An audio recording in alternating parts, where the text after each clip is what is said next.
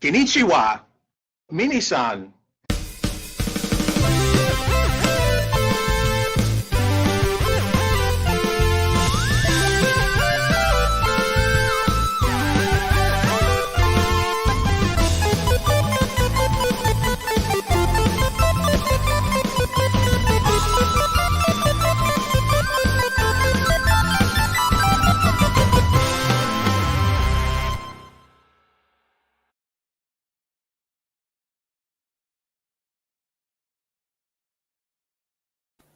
Hello, and welcome to Famicast 267, your Famicast for the latter part of April 2024. I'm your host, Danny Bivens, and today I'm joined by Mr. Ty Sugar. What's up? It's me. Hey. Your boy. What's going on, man? Not much. Just playing some video games from 20 years ago. Par for the course. Old. And yes, and we're also literally old. Speaking of old, we're also here with James Charlton.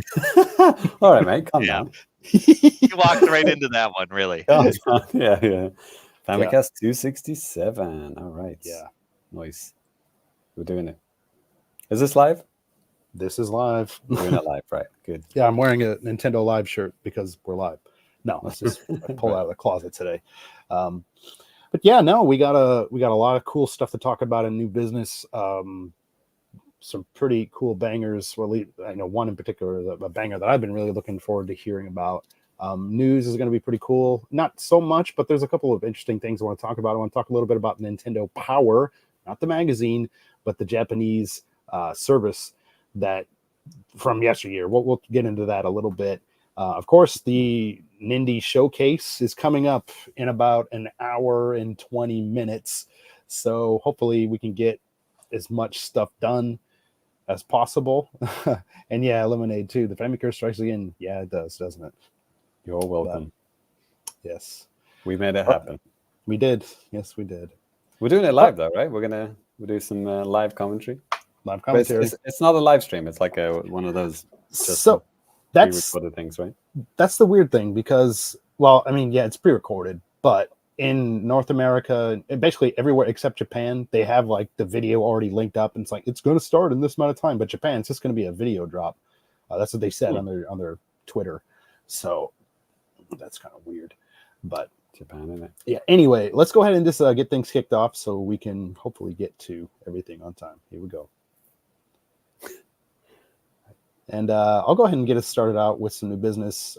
I've been playing a couple of different things. I've been still continuing to play some more Mario Tennis on the Game Boy, Nintendo Switch Online thing. But something I wanted to check out, kind of caught my eye, is Sandland on the Xbox, actually. And so I'll go ahead and just kind of put up a clip here so that you guys can see this. I mean, the game is not out yet. This is a demo that came out a couple of weeks ago, maybe the same week that we had the last podcast. But yeah, and you can see this here.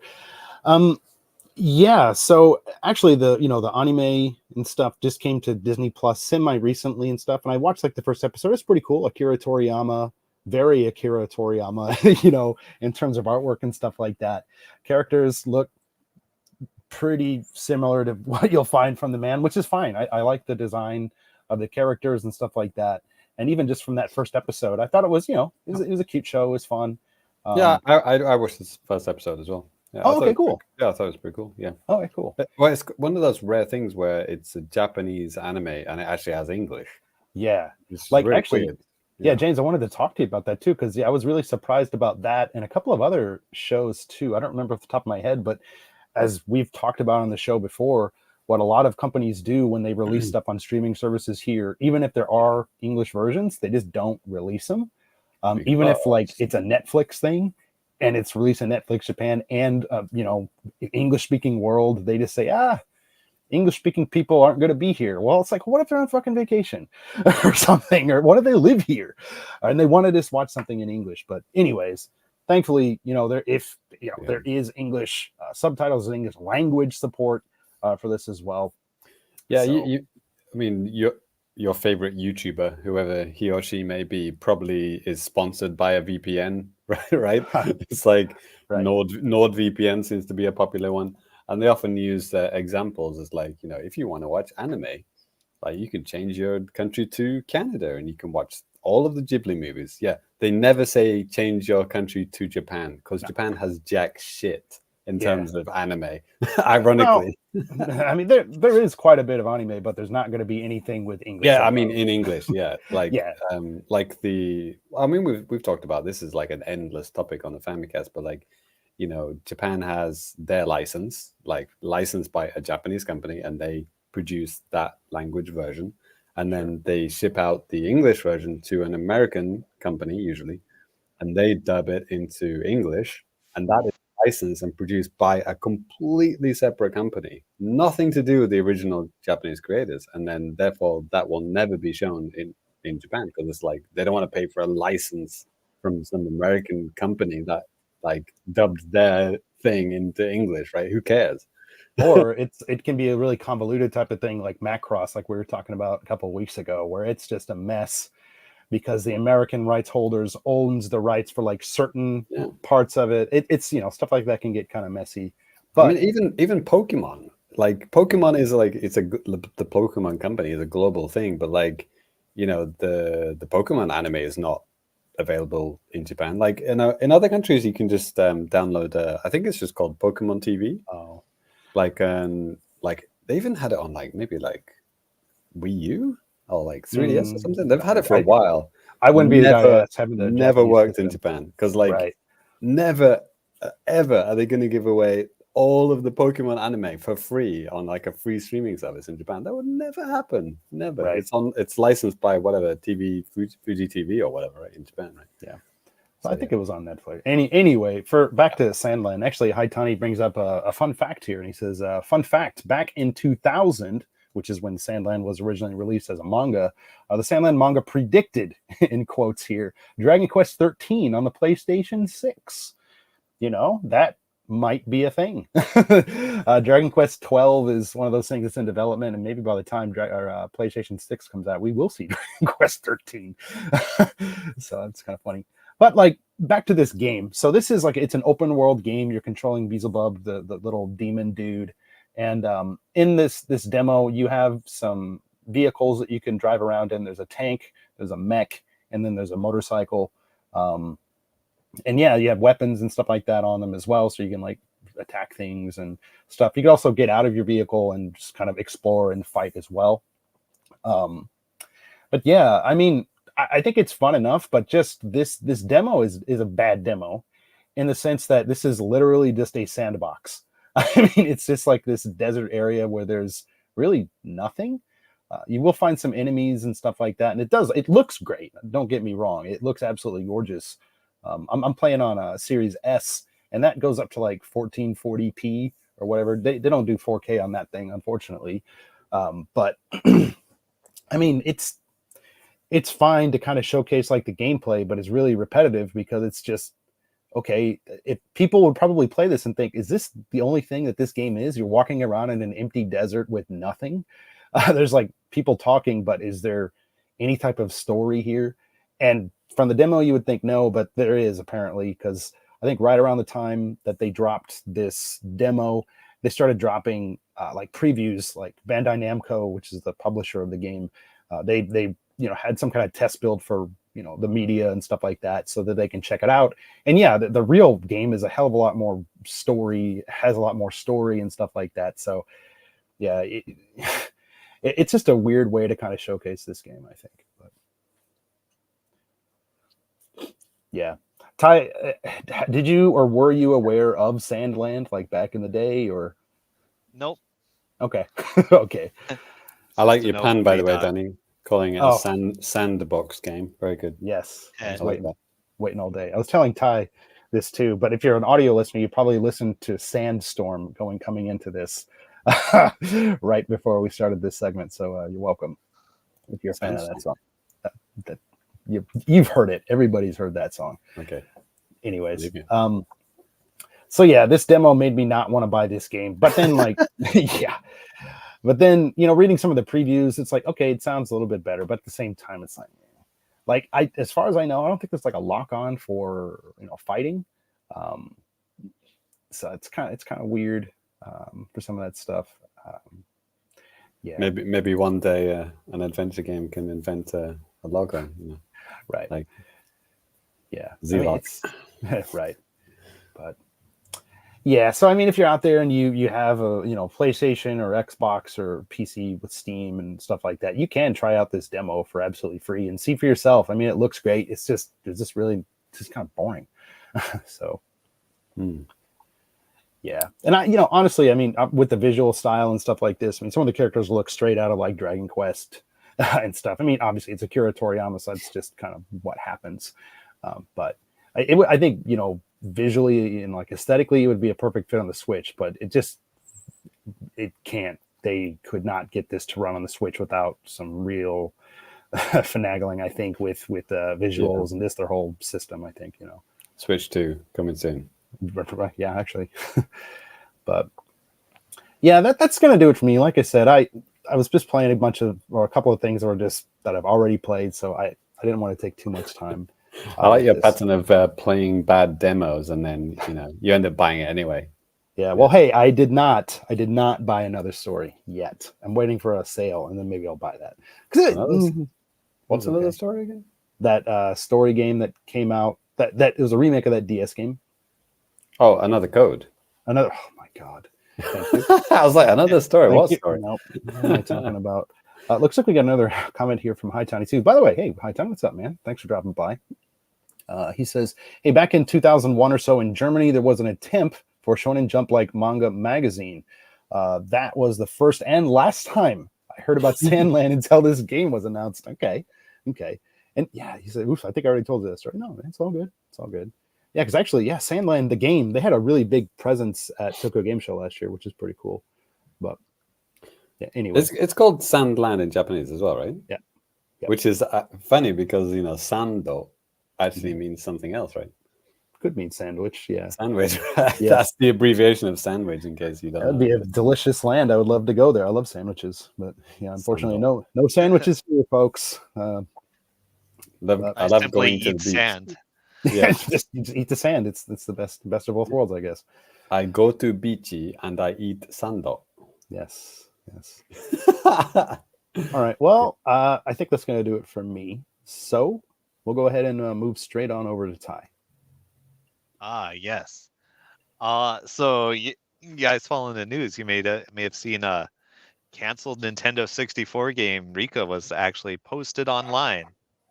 Yes. Well, I mean, as far as like of a build as they had, I think was it playable at E3 '99? I think that's what it said in the articles I read. That sounds right. Yeah, I don't know if they actually had it there or not. I just remember like the screenshots in Nintendo Power. Right. Just kind of being burned into my mind forever before we never heard about it again. Right. So yeah, anyway, I guess it actually was like the developers, they're like, okay, fuck it, we're just gonna post it. Nice. Yeah, so there's a nice build. You can just slap it in a Nintendo 64 emulator and play what seems to be intended to be like an E3 build or something. Mm-hmm. It's pretty good. There's a level select. There's like a boss or two you could fight. Yeah, and you being on emulation and designed for Nintendo 64 controllers, you will have to finagle your controller settings for a while, and it's kind of a funny reminder that around 2000, like universal conventions for 3D game controls weren't like really 100% established, right? Sure. Like of course the 64 controller's got one stick, so you're probably gonna use the C buttons to like move your camera around. Right. Yeah, and like trying to play that on like a modern controller feels really weird, especially since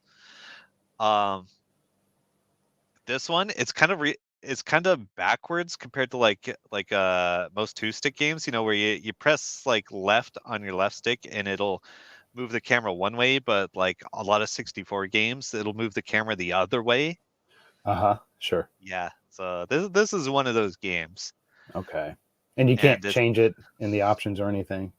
No, but you can change your emulation settings. So okay. Yeah. Okay. But and like, you know, at first you notice it's also like painfully slow in this game, and you're kind of wondering like, what's going on here? Why does this game feel so weird? But then it all clicks, and that's why I definitely recommend, if you can, play on some sort of 64 controller, because okay, so you have this character Riqa, or there's like another playable guy, and you know, you kind of run around. It feels like Tomb Raider at the start, like, except with more shooting guys. Okay. And like you'll run out, like if you start at the first level, you're just gonna run straight out. A guy will see you, and then you die in 2 shots. God, that's pretty brutal. Yeah. So I'm thinking, is this a stealth game like Metal Gear? What's going on here? And then it kind of clicked for me. Like you actually have to use there's like a lock-on mechanic. We were just talking about that, right? Yes, in the year of our Lord 2000. So you can actually lock on and shoot guys pretty quick. Cool. I think on a 64 controller, it would probably be like the right shoulder button to lock on. I think it was. Okay. Yeah. Okay. Yeah. So like I was playing on an Xbox One controller. Sure. Yeah. And I did have to finagle a little bit to get a configuration that felt good. Yeah. And of course, there's no manual. There's no like, well, there is a tutorial level, but like, and it's actually in there, but I didn't find it till after. Okay. Like an E3 build is not really built to like ease you into the game, if you know what I mean. Sure. But it's like on the level select, it's actually like level 2 or 3 or something is actually like a tutorial kind of level. Okay. And level 1 is like just you getting fucked up. Yeah, that seems like a bad way to start out. It seems like you know, if you were at E3, there'd probably be someone hanging out by the booth to guide the dumb baby game journalists through how to fucking play the game. Sure. Yes. So that was good. So after a little while, it really clicked for me, and it actually felt good to play. But it's you can't go into it like a third-person shooter that you're used to in the year 2024. Right. Yeah. So it almost felt a little something more like, I don't know, Jet Force Gemini, maybe? That's exactly what I was going to ask. Okay. Yeah. So like, you have to get used to targeting. And actually never fucking use the C buttons to pan the camera around. There's actually if you turn your character and then if you tap lock on, I think, or another button, I think it was lock on, it'll actually just pan the camera around to the direction you're facing. Okay. And it's like the fastest way to do everything. Okay. Yeah, that is similar to Jet Force. Yeah. Yeah. So it's maybe a little unintuitive if you didn't play all these games like 20 plus years ago, but it's actually nice once you figure it out. Sure. Well, I think too, like a lot of those games back in the day, because camera, it wasn't, you know, obviously on the 64, it's just with the camera or the C stick or the C buttons rather, or something else. But yeah, that's why I think they had that snapback thing, because it's just an easier thing to do. You get the action right in front of you, and it's just kind of like the best way to kind of take care of yourself, I guess, that way. Right. Yeah. And like I said, it wasn't like there weren't any like industry-wide conventions on how to fucking control 3D video games. Like you might remember, like just a couple years prior, I think there were some magazine shit all over some like PS1 or PS2 shooter because you used the left stick to move and the right stick to look around. Okay. Like what, as opposed to what? Right? The D-pad? What were they expecting? Yeah. Well, I mean, like consider like on 64, like GoldenEye, it's like move forward and back and turn on left stick on the default setting. Right. And then like sidestep on the C buttons. Yeah. Yeah, that's not how we do it today. Or like Turok, where it's just like move with the C buttons, look with the stick. Yeah. That was also a thing. Like I said, like none of this shit was standardized yet. Sure. Yeah, I mean, hell, like, you know, even GoldenEye 2, strafing with the C buttons and all that stuff, if you really want to get going, yeah, you needed to be able to do that. Real men used dual analogs on Right. 64. 2 controllers, baby. Like it feels good when you train yourself to use it, and Rico's kind of the same way. And I have a fear that like people will like boot up the game, get fucking rolled, and they don't understand the game. Sure. That's right. And they'll hate it. But like I think it's a good game insofar as it's like a half finished build. Sure. Yeah. Nice. Who's the developer? Good fucking question. Yeah. Some fucking nobodies. I don't know. Okay. Wasn't part of the dream team then. It was some indie developer. Oh, Yeah, I don't. minor But developer. Well, no, there weren't really indie developers back then, were they? Like, let's say a minor developer. right. Yeah, I should have looked this stuff up. I was just focused on playing the game. Like, Yeah. I know very little. We don't have any footage. Wow. to show or anything.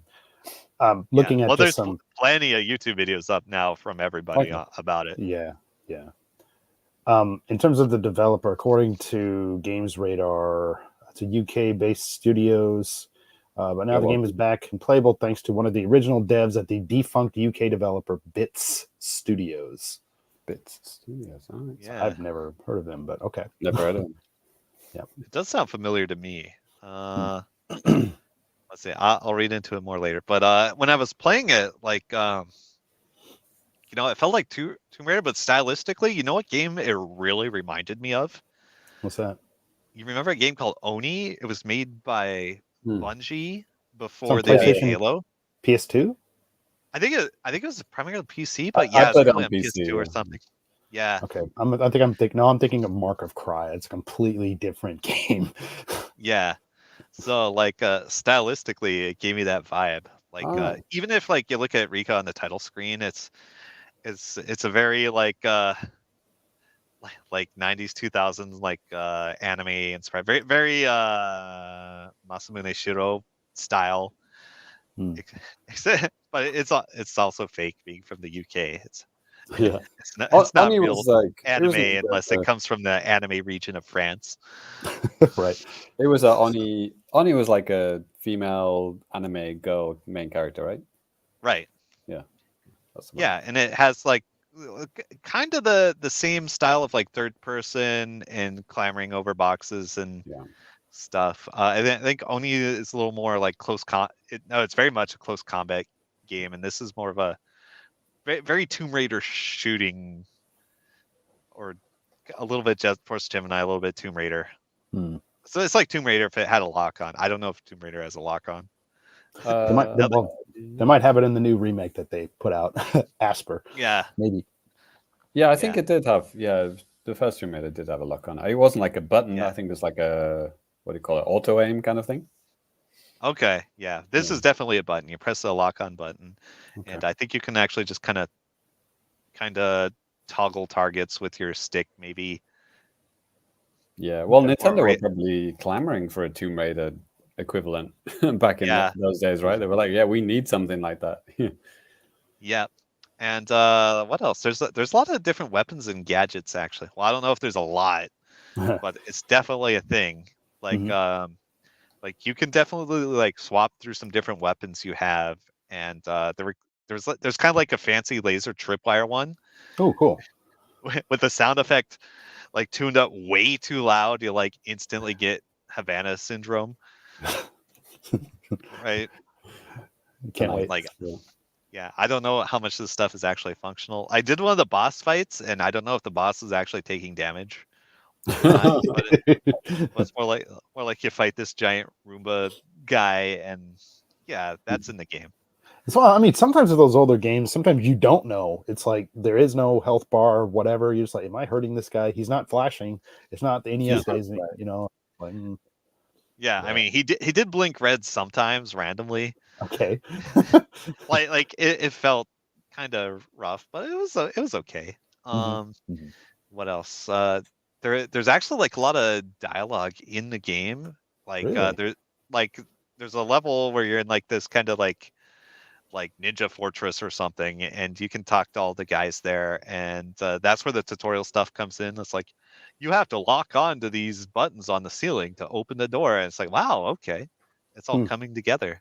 Hmm. So if you give it a play, try that. I think it's like level 3 in the level select list, maybe 2 or 3, one of those.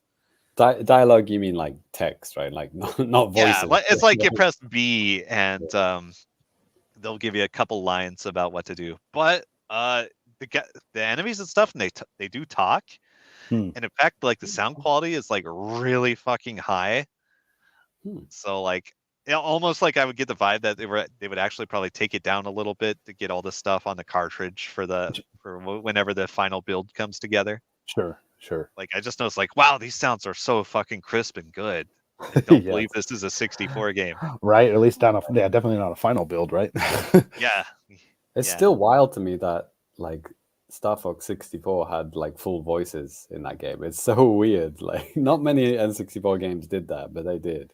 Yeah, and that was an early one too. But I mean, obviously over time when the cartridge sizes got, bigger and like all that type of stuff. I mean, think about something like Conquer. A lot of voice work in that game. Yeah. I mean, Resident Evil 2, obviously, voice work videos and shit. It's pretty crazy what they were able to do with the 64. And I mean, thinking when Riqa was around the time of like when this demo or whatever was dated or whatever, 99, 2000, right? Like that was hitting kind of like the peak. I think I do have the exact build dates. Oh, cool. Yeah, let's see. Where's my Riqa folder? Here it is. Yeah, it's like the file names are dated like it's like there's a full date on it. It's like I was playing the March 24th, 2000 build. Man, awesome. Did they leak it on that day, like on the anniversary or something? Maybe. Oh, that's cool. Yeah, well, it's like there's a few dates. There's another build from May. It looks like there's one from February. They're all kind of the same thing. So maybe they were like getting like an E3 build ready for 2000, and then they like scrapped it around the same time. Cool. Yeah, I like that era of N64 games because, like I said, that you're really seeing the developers kind of push the system to its limits. I thought that was just cool. Just you could finally see like what the N64 was capable of in capable hands. So that was always kind of cool. Did we ever see like screens of this in like magazines and stuff? Yeah, like you can actually Google like Riqa screenshots from 64 and like you can actually. I was actually looking at some like I remember some exact screenshots I saw in Nintendo Power. Yeah, nice. And like you can even there was definitely a show build from somewhere. It wasn't E3 2000. I guess it was E3 99 or I don't know what else did they have back then. Space World. CES. Yeah. So there's like old video from like 2000 or 99 or 2000. You can look at the old blurry ass screenshots. They're still up. And now you can recreate those screenshots on your PC. Or if you have one of those N64 flash carts, then that's kind of like the best of both worlds. You just plug an SD card into the cart, plug it into your system, boom, it's running off the hardware itself. Yeah, you can actually run it on a 64. Or one of those fancy new kind of retro console things, like has the internal guts of the 64 but better. Some in HD or whatever. Right. Or just a flash cart you slap into your genuine system. That way, because I mean, okay. Let's not get too much into that, but you don't want to play like a game like that in 4K, right? Actually, might not look that good. Yeah, I mean, it looks pretty good. Like my emulation upscaled it a fair bit. It's just like nice sharp polygons with blurry ass textures. Right. It looks all right. Yeah. It's like with those type of games, you know what you're getting into this day and age, and if you complain about it, it's like, well, what do you expect? Yeah. So. Yeah. I think it requires a certain type of person to appreciate this game for what it is. But yeah, I recommend like experiment with the controls, and you can climb stuff, kind of like Tomb Raider. Yeah. I think it'd be interesting, but like my first piece of advice is figure out how to lock on and shoot guys. Okay. And then my second piece of advice is figure out which level the tutorial level is. Okay. Hey, you might have convinced Lemonade. He said, "Hey, man, I might have to try this." Yeah, it's fun. Like, I mean, I had it up and running in seconds. Oh, okay, Is cool. it a female main character type? There in this build, there are 2 playable characters. How's the It's, polygonal boobs? I mean, if we're doing a Tomb Raider comparison, come on. Eh. Yeah. Okay. Hard pass. One thumb down, not 2. Right. Yeah, you can play as like the generic anime lord looking guy, and Riqa. There's like a 3rd character on the title screen. I was trying to see if she was playable in any of the levels, but she wasn't. So I don't know what her deal is. Okay. All right. So yeah, you can just download it, like guilt free. The developer released it. Yeah. I mean, what are you gonna do? Fucking buy it? I mean, you can't. Yeah. So, yeah. Cool. I'm gonna wait for an official release, personally. Okay. Good idea. Yeah. I wonder if anybody will go through the trouble to like dig through the build to find out if there's any interesting hidden assets in there. I bet somebody will. That's usually how these things go, isn't it? Yep. All right. So yeah, that's Riqa. I'm glad I got to play it after 24 years. Right. Right. Cool. All right. Well, let's keep the ball rolling. We got about 50 minutes until the indie showcase. So, Yeah. JC, do you want to pick up the last bit of new business? We've got like friggin' deadline here. God. Yes. Yeah. So, oh, hello. So, I actually did play a bit of Jet Force Gemini with my beautiful N64 controller. Good times.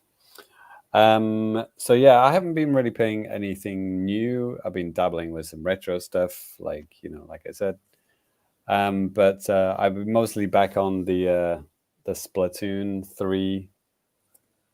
What do you call it? Run. The grind. The grind, yes. I mean, I took a long break from it because of Tears of the Kingdom, right? And so it was kind of cool to get back, and because it was such like, I don't know how long I played Tears of the Kingdom. It was like a few months, right? Like 3-4 months or something like that. That's all I played. More than that. It was a long time, yeah. Sure. So like coming back to it, like it's like a couple of seasons, like 1.5 seasons that I kind of missed, Sure. So a whole bunch of new levels and new weapons, being added. Like I think I even said like maybe in the other episode, like during the Splatfest, I added those kind of like twizzly things that you can throw during the Splatfest and stuff. I didn't even know about that that had been added. I don't even know when it was added. It's like there's been a whole bunch of updates. But yeah, they added not only regular stages, but also like a brand new salmon run stage. And people may remember, salmon run is my favorite mode. It's like for player versus enemy mode. And yeah, and also because like you have these seasons or like catalogs as they call them, and you can kind of like when you grind through the catalog, you unlock stuff. You'll get new tags, new clothes, new weapons, and new emotes as well. And so yeah, it's always fun to do that because like there's always like new stuff to get, and you have the little gacha machine that you can put your money in and kind of get stuff that way as well. So the video that we're just showing for the video viewers is the trailer for the fresh season. So they're kind of going through all the updates, and also they're actually showing the DLC as well, which I've already talked about. The Jesus Christ, Side order. Side order is what it says right there. Side order, which I've already talked about, in depth. I'm already done with that. But I think my favorite stage is the airport stage, which is on the video right now.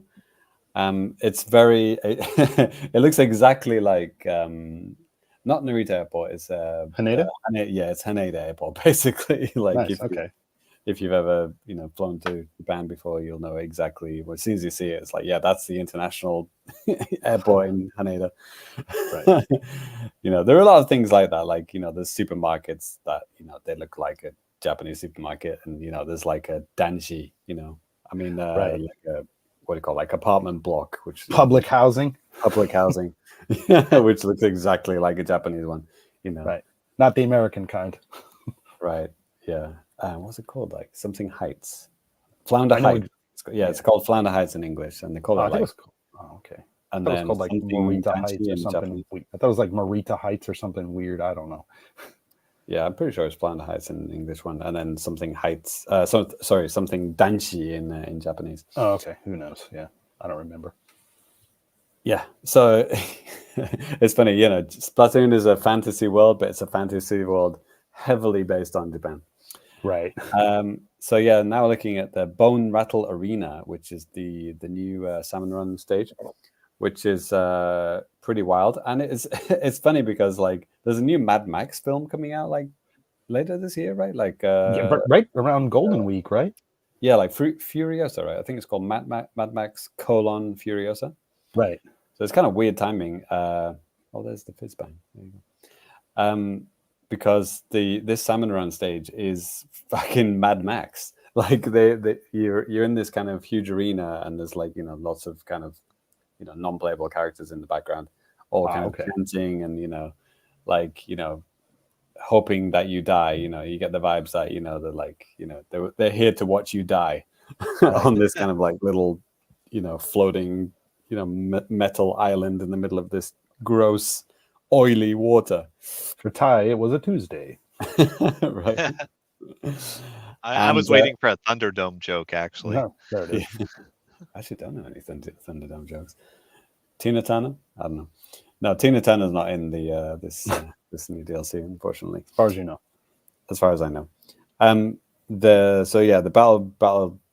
The Bone Rattle Arena is fantastic, and also they added a new kaiju level boss. There's this is the third one, and I can't remember the name of it, but I fought it once, and so the first one, it was like very Godzilla, like this kind of big fat kind of dragon guy with a big tummy, and he just kind of like hops around the stage and just like slams on the ground. And then the second one was this like horrific kind of flying eel thing, which was absolutely horrific. And then this third one is kind of actually, this is another kind of film reference. It's kind of weird. It's like a fucking Dune sandworm. Oh wow, it's a sandworm basically. It comes out, it's a giant worm type thing, and it just dives out the ground from anywhere. And then it's the weak point is on its back. There's like a giant orange, glowing thing on its back, and that's where you have to hit it. And I haven't killed it yet. It's like it's pretty hard, like because it takes up like the danger zone, because it warns you where it's gonna come from. It gives you like maybe about 5 seconds to get out of the way. It's like half the fucking arena. It's like the thing takes up almost the whole level. It's absolutely ridiculous. It's giant. It's definitely the biggest of all the kaiju that they've added. And but it's a lot of fun. Like it's the most obvious, like in terms of like where its weak point is, because it's literally a giant fucking orange button on its back. And it's how you unlock these kaiju levels is by not level, but like what do you call it, like stage. Like you have to beat 3 rounds of the Salmon Run, and then if you survive 3 rounds, then a 4th secret round unlocks, and that's when the kaiju will attack, right? And that's when the golden eggs that you're usually collecting turn into weapons, and the golden eggs actually kind of turn into these kind of explosives, like really powerful explosives, and that's where you got to use to hit the weak point. And it's fun, but you need incredible coordination with your teammates, and it's hard with random people, because most of the time 3 out of 4 of you have never fought it before. Because it's not something that happens every time. Like you have to kind of build up. You have to actually win like several times. You have to build up this kind of kaiju meter. So you probably have to play maybe about 5 or 6 games before you actually get to even attempt to try it. So yeah, it's quite rare that you'll have 4 guys who all know exactly what to do and can kill it. But when it happens, it's glorious. And I have beaten the Godzilla one like maybe twice. I've never beaten the eel one, and I haven't beaten this new one. But yeah, I think I'll be able to do this one. It seems a little bit easier to beat. Famous last words, but yeah, I'm enjoying doing it. So the airport stage is definitely my favorite, and there's also this other one. There's a ramen restaurant, again with the Japan references. It's like, where did they get their ideas? They're literally the programmers are just literally going out for lunch and saying, "Should we do a ramen restaurant?" Yeah, right. Why? One guy goes to Hawaii for a week. Should we do Haneda Airport? Sure. There's an onsen stage as well. That's not this season. That was like a couple of seasons back. But like, yeah, they've added an onsen stage. I mean, it's like you put these together, you're basically just recreating Japan at this point. But yeah, the ramen restaurant is cool. They have these. I think it's called like Robo Men or something like that. They like even the English name is called like Robo, and then it's like a combination of robot and ramen. I forgot what it's called, but there's all these robots like making ramen and stuff like in the ramen shop, and there's a giant ramen bowl in the middle. It's funny, it's cute, and if you ever want to see, there's so many details that you miss in these stages because they're so detailed. But like, if you do the recon, which is where you can just view the stages with nobody in, like just like walk around them and have a look, it's really worth doing because you can listen to the music and listen to the sound effects, and you can look at all the kind of background details and all the other things without getting shot in the face. I really recommend it because there's so much effort and detail put into these stages. Can you do that in Dead by Daylight, Ty? Can you actually just like is there a practice mode or like something where you can just admire the levels without like a gallery or photo mode? Yeah, like a gallery thing. No, not really. There's like a practice against survivor bots. That's it. Oh, okay, yeah. You can on PC. You can turn off all the UI elements. So yeah, you could get some screenshots that way. Yeah, it's fun. So yeah, I like doing that. So yeah, that's all for now. How are we doing for time, Danny?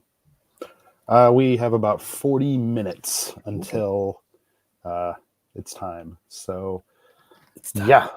So let's go ahead and keep this ball rolling. Next, we're going to go ahead and hit you up with a little bit of Now Playing at the Famicast.com.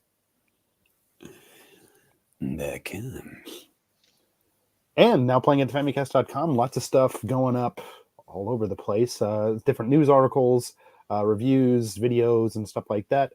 Most recently, I just put out a couple of things to the patrons last week. One of them, simple, but it was fun. People seem to kind of dig it. It's just simple. It's called Famicast to Go. And it's just a train ride with a very great payoff at the end, I thought. And some people have been making some comments about that on the Patreon. You two jokers might have seen it in the Patreon exclusive chat or something as well. But yeah, that was fun to put together. I'm glad that you guys liked it. Also, too, next week I have a video going up about my game room, like my collection and just like the game room in general, the setup and all that stuff. Some people watching that and checking that out. That should be coming out. Wait, maybe this weekend or something. I have to remember when I'm gonna release that. But lots of stuff. Yeah, lots of stuff going up, lots of stuff going on, and always more to come. It's a never-ending story. You talking about your shelves, or? Yes, literally talking about the shelves, dude. Yeah, Danny's shelves exclusive to Patreon. Well, I mean, early access. Yeah. All right, all this and more. That's right. Good luck to the Google algorithm figuring that subtitle out. I love every single time kind of like looking and seeing what it says. It's always nonsense. Even if I'm speaking clearly, it never says Famicast. So anyways. Famicast. It literally says that. Anyways, what's going on next, boys? Anyone? Can anyone help me out? Buckle up, Google boys. Yep. Ty. I think that's right. That's right, folks. It's time for the JAPANews, the time of the show where we talk about the latest and greatest comings and goings of Japan and Nintendo and everything else. And that's exactly what we're going to be doing today. To kick things off first, JC, would you mind taking that first story? I will do exactly that because it's about the Splatfest, isn't it? Did you Yes, close it the is. tab?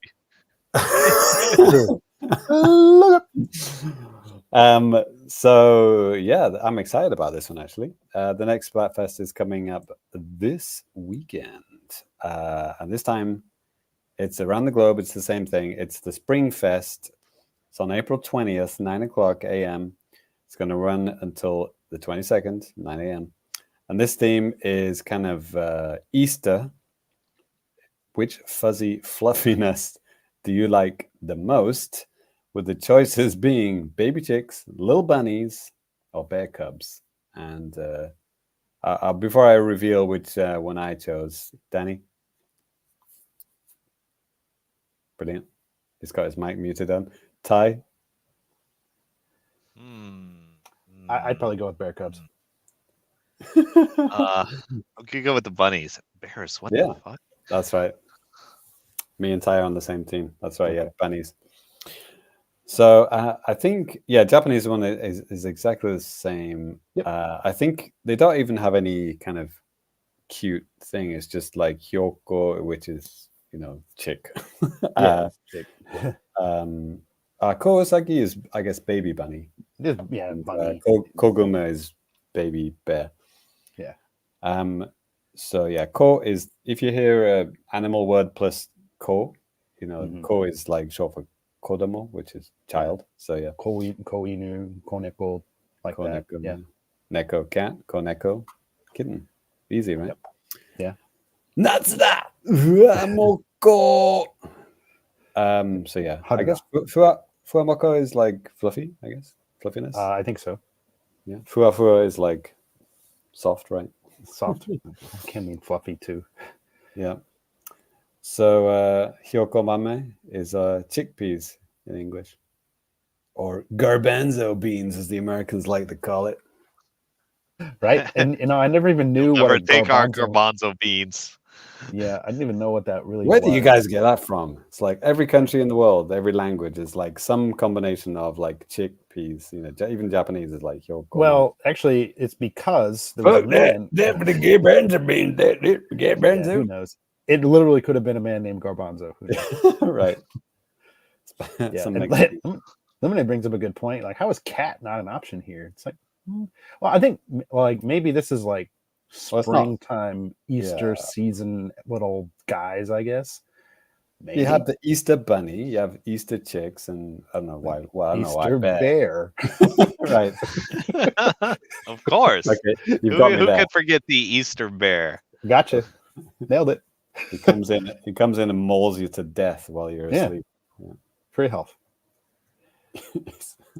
There are no other Easter-based animals. I mean, Danny, me and you were kind of like talking about this in a couple of episodes ago. Like Splatoon 3, since they introduced, there's like now 3 idol characters, and Splatfest has to be 3 options. Like, they're really not very good options now. It was better when it was just 2. If it was just chicks versus bunnies, that'd be fine. Yeah. High Tiny brings up a good point too. It's like if you throw cats into the mix, it's like, probably because the cats would just win if you did that. Good point. Everyone would choose cats, wouldn't they? Yeah. I mean, we've had a cats. I believe we've had a cats versus dogs Splatfest, maybe on Splatoon 2 or 1. I can't remember. I know we had one on that Everybody Votes channel on the Wii back then. Brilliant. Hashtag never forget. Yeah, never will. There's definitely been that. There've been animal-based ones in the past. Yeah. I was talking about it with someone at work, but like we were talking about like the last Splatfest in the Japanese one was like a sponsored one, but then the Western one wasn't. Yeah, the last 2 were sponsored ones. Yeah. I mean, Potato Chip Fest, last one, and then the Sweets Fest. Yeah. And they were asking me like, has there been any sponsored ones for like the Western side? And I was like, yeah, well, we've had SpongeBob and versus Patrick. We've had Teenage Mutant Ninja Turtles. We've had not Transformers. What else do we have? I'm sure there were more. Yeah, those are the two that I distinctly remember. I mean, obviously, even when those were happening, I had the Japanese version, so I couldn't even play it anyways. And the Turtles one was cool because they actually split it into 2 rounds because they had like, you know, Raphael versus Donatello for one, and then maybe like a few weeks later they did, you know, the other 2. Okay. Michelangelo and Donnie or whatever. So yeah, that was pretty cool. And you remember the t-shirts, the characters actually wear the t-shirts. Like when you're playing the game, you're wearing a Turtles t-shirt, like, or you're wearing a SpongeBob t-shirt, which is pretty cool. It's a shame that you can't keep them. Yeah, it is a damn shame. So make sure you take lots of screenshots during the Splatfest. Yeah. I thought, okay, this is just some of the gear. If you're watching the video version, you can see some different gear and just different stuff, I guess, that you can get. You know, it's always kind of cool with like events. You can just see all this type of stuff, different little name tags and stuff or whatever, shoes. Yeah. So are they just part of the spring catalog, or are they maybe on top of it? Maybe, I'm not sure. That seems like that'd make more sense, right? Hmm.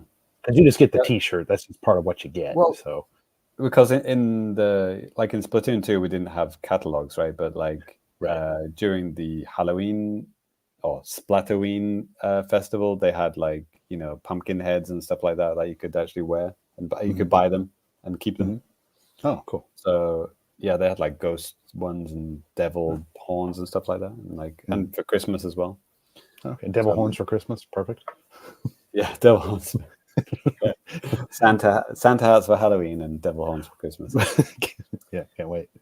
Oh, that's cool. I really like the visual aesthetic here. I think the colors are kind of cool. I've always kind of liked, you know, these spring colors. It's kind of like these pastels and stuff like that. It just looks cool. Yeah, and the ink that you fire during the Splatfest, you know, matches your team. So I'm assuming Bear is going to be brown ink, so that's going to be like, well, either going to look like chocolate or shit. Well, I mean, it could be. Sometimes they do like the 3 colors. They don't. Maybe it's blue. Looking at the background, the background's not brown. It's blue, light blue. Bunnies are pink. Right, interesting. Okay. Yeah, there was some famous bad color choices in the past. Like, I think they banned certain colors after a while. Like, what was it?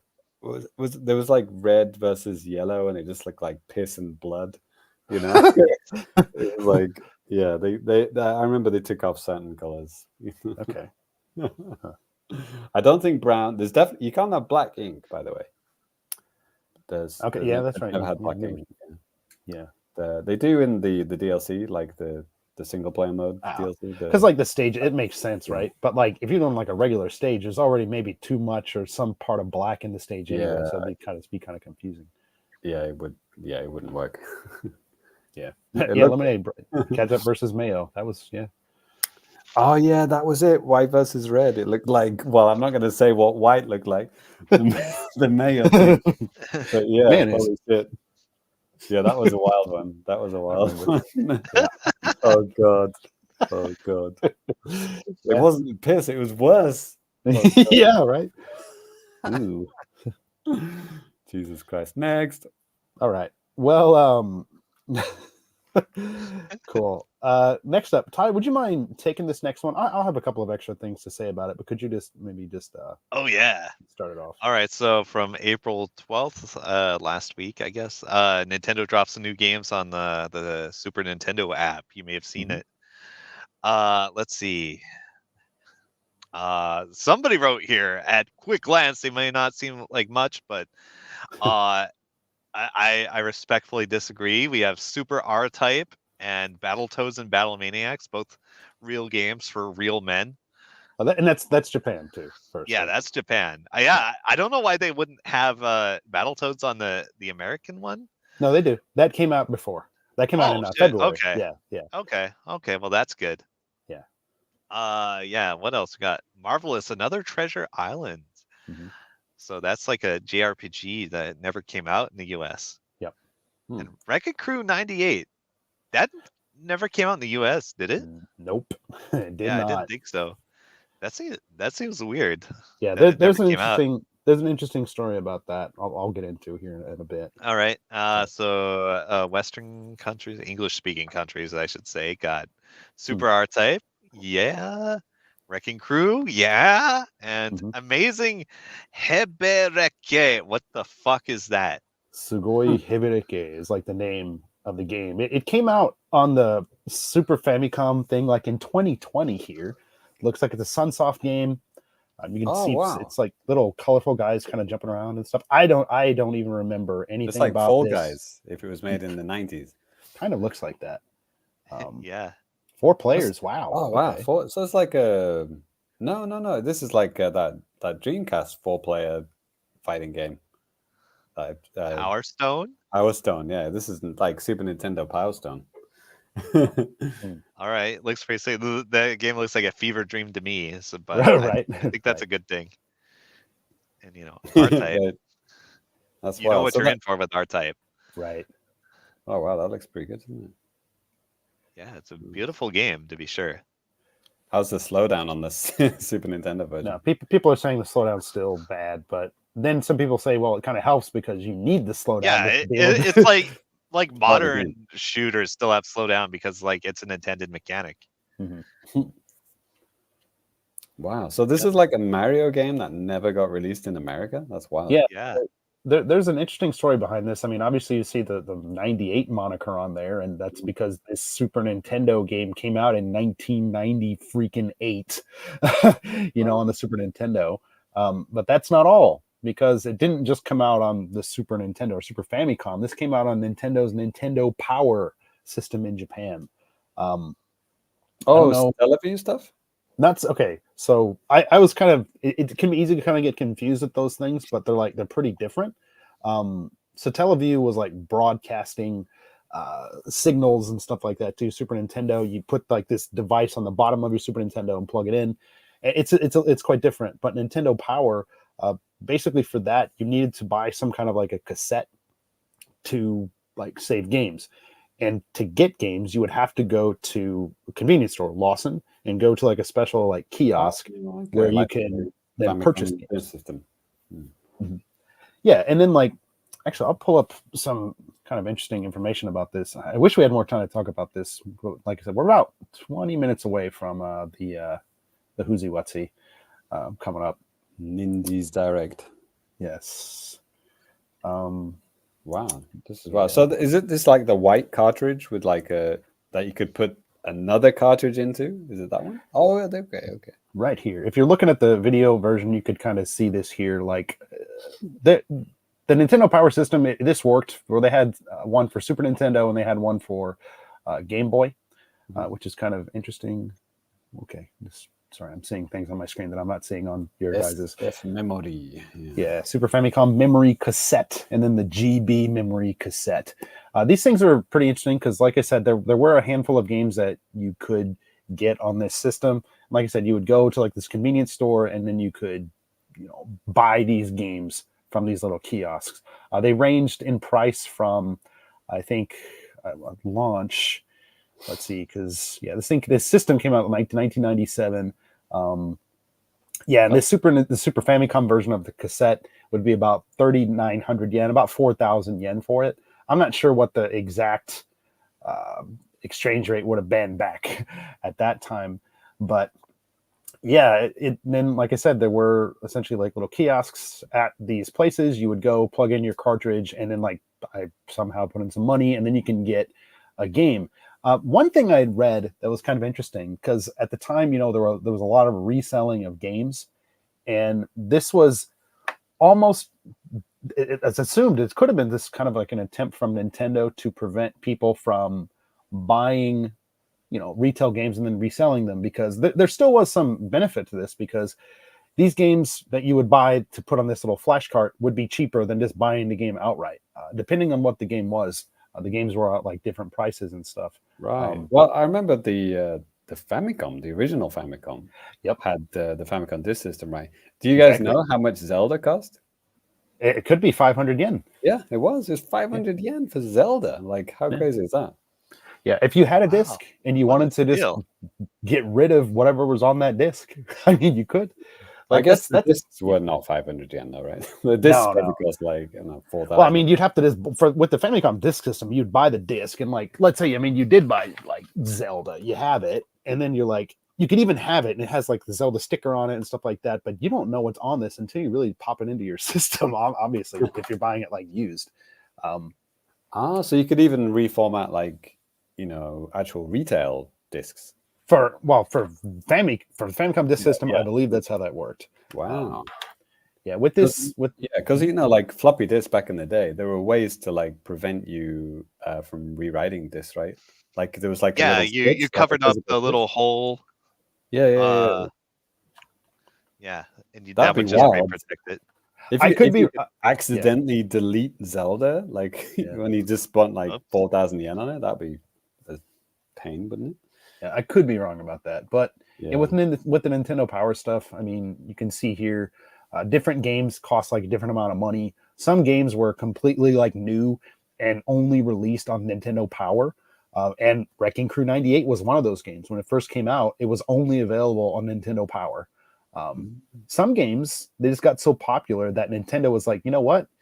We can charge even like more money or something. I don't know why they kind of changed, but that kind of resulted in some really late Super Nintendo, Super Famicom releases from Nintendo. You saw that with Wrecking Crew 98, Sute Hakun, like this really cool puzzle game I talked about years ago, developed by Indie Zero, and transparent bird and puzzle. It's hard as hell. We've got footage of that on the channel, haven't we? Yeah, I did like some kind of a retrospective of that, like 6 years ago or something. So yeah, you guys can check that out. What's Kirby Kira Kira Kisu? Kira Kira Kids. That's out on the Nintendo Switch Online. Oh, the Star Stacker, is it? Maybe Star Stacker, yeah. Okay. Some of these were like they were released in the West, but like there's a Game Boy version of this, but there's not a Super Nintendo version. Like this Heisei Shin Onigashima, like this like Momotaro game from Nintendo, and like third-party games are on here as well. Some of them were cheap. You see Rockman 7 was 1,000 yen. And like the way that these games were stored too, it's kind of interesting because again, here's a picture of the cartridge. But I didn't know they made 7 Mega Man games on Super Nintendo. Right? It's pretty crazy. Sorry, I'm trying to get to a little bit of information here. Wow. What website are we looking at here, Dan? This website is something called Techno Edge, but like in Japanese, it's like Techno, like kind of like a play on words for like technology. Oh, okay, technology. Yeah. Damn it! They had a breakdown of the cassettes. And did you put little stickers on them? Like it looks like they've got little windows where you can put stickers on your cartridge. There are little windows where you can do that. From my understanding, something that I just saw the other day, there was like this magazine or some kind of a book that you can get from Nintendo that had it like it's like these are all the games that are available on Nintendo Power as of this time or whatever. Something I'd read online just within the past couple of days. Again, I would need to do some more research on this, but like I think it was saying that like, if you wanted to get like the proper sticker, you need to get this book and then you can actually stick it on your cart. But if you change it, then like, well, the sticker is just you're gonna stick it over it or something like that. So, how many games could you fit on these? It depends on like what the game was. I'm just trying to find. They had like nice chart or something about. Oh, they got like a data, like how much data it takes up. Yeah, some of the things take up more data than others because you need to have stuff for sometimes like save data. You need to have stuff for like the game data itself, and it really just depends on the games and stuff like that. Like in this little website that they have here, it says like F block and then B block. I think the F block was like there are only 8 of those, and then for the B block there were like 16, and those for like save files or something. Right. I was about to say save data is usually different because it's like rewritable, right? Yeah. Right. So maybe that was the Wikipedia article that had it kind of laid out. Because like, there is an English Wikipedia article of the Nintendo Power, but it's very incomplete compared to the Japanese one. I mean, obviously, But like, yeah, this fucking thing, this ran until 2007. From like 1997 until 2007, you could get Super Famicom games on these cartridges. For like the first half, you could do it at the Lawson at the convenience store, but then after that, you could only send it in to Nintendo directly. That they just didn't continue their service with that convenience store chain, and they said, "Yo, if you want to do this," I mean, that was like well until it was like 2002 or 2003 when they started. When Lawson was like, "Yeah, we're not going to do this anymore." So like the GameCube was out by then. So yeah, That's wild. yeah. Anyways, I thought that was cool, and it's really cool to see games from this system coming to Nintendo Switch Online. They've been on Wii U, like I said. With I don't remember if they had Wrecking Crew, but yeah, Sute Hakun and a couple of other games and stuff too. Fire Emblem 776 or some weird shit.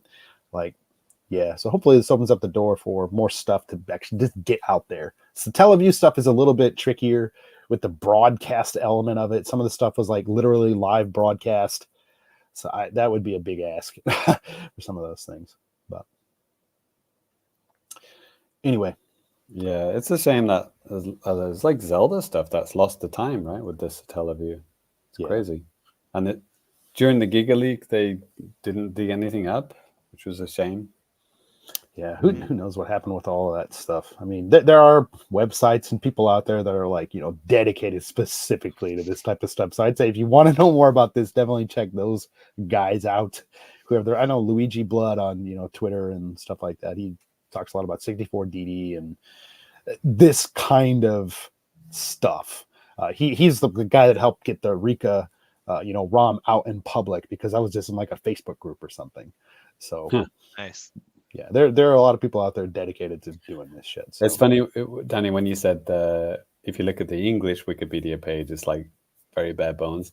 Like it reminds me, like a lot of services in Japan, like websites or even ATMs. Like if you push the English button, like 90% of the options just disappear. Yeah. I mean, right.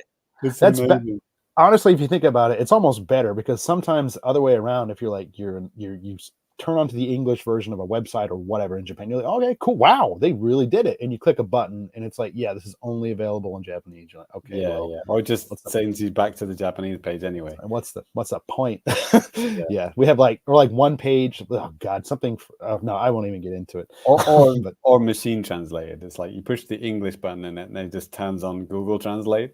Yeah, and then if they're using like pictures or things that aren't actual text, then like nothing is translated, and you're like, okay, exactly. Well, this helps. Yeah, I noticed like when we had the Olympics like a few years ago, like a lot of like ramen shops and other places which would have touch screens, like where you can order from. Yeah.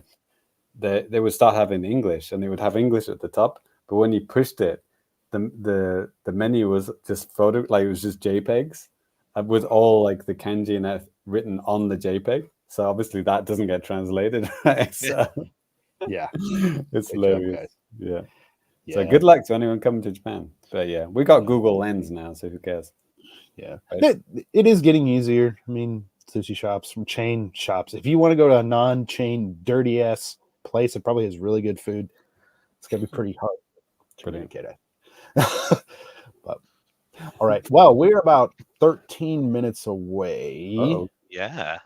Do we want to try to do some anime trash? Yeah, let's do it. I got 4 boxes. I can make it happen. Okay, cool. Go. Let's do it. All right, let's see. All right, so as usual, I've been playing a UFO Catcher online, getting some trash. I play 9 different sites, and here's the one from my least favorite, Gigo Online. So yeah, I got another thing from them. Let's see. What dark secrets lurk inside this box? Besides a lot of packing material. Oh yeah. Oh wait, they sent me a coupon for something. Yeah, 200 yen service ticket. Okay, that's nice. I wonder how I used that. Anyway, I got this figure from what's it called? Pop something. Right? Are you guys muted? Hello. Sorry, I I was can blowing my nose. Wow. Okay. Yeah. So I got Pop Team Epic. I got one of them. I got what's her name? PP. What the hell anime is that?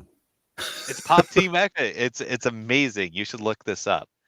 So hopefully by next episode, I have the other one in the set.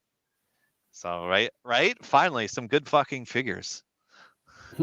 Look at it. It's amazing. Right on. I think I've seen that design somewhere. Yeah, you gotta look it up. Maybe I'll share some clips in the Discord later. Cool. It's a good show. Hmm. All right, next we got a box from Taito. They have this weird red tape now. It's a grade actually, Huh. because they used to just have like plain mystery boxes. Like, what the hell is this? By the lemonades. It's like, what a weird figure. Yeah, and of course, if I see something weird, I have to try to get it right. Of course. Right? No normal stuff, please. Okay, let's see. What did I get from Taito? Taito's nice, but it's like really expensive. But they do have the Taito exclusive goods, which all about the come in exclusive. the mysterious white boxes. There it is. What kind of anime edgelord beauty is in there? Oh, okay, yeah, I know what this is. Okay. All right, you remember last episode when what did I get? I had the Easter figure, right? Yeah. The ReZero Rem figure, and I think this is probably the variation of it that you can only get on Taito Catcher. Oh snap. Yeah. Oh yeah. Yep. Happy Easter, everybody! Just in time for Easter. Wait, So, is it yeah. Easter? Well, I thought Easter was over. That's right. Just in time. Yep. So yeah, this is like a cool green and purple color. I don't know if you can see in there, but yeah.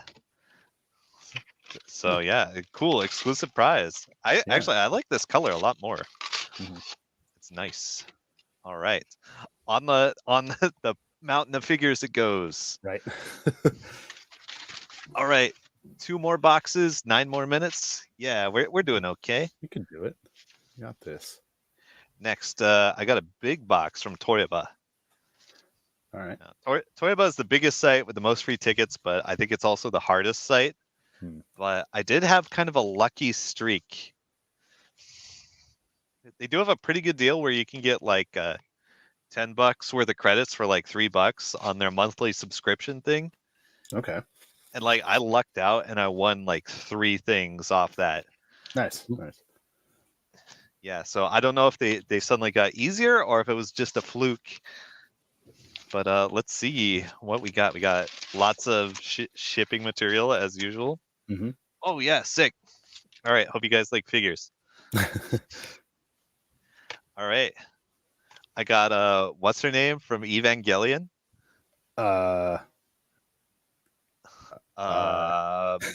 Mari. Okay. It's the older girl, the older gal, I should say, woman, person. She's kind of a side character. Whatever. Okay. And I don't know. Okay. You don't know the Evangelion lore?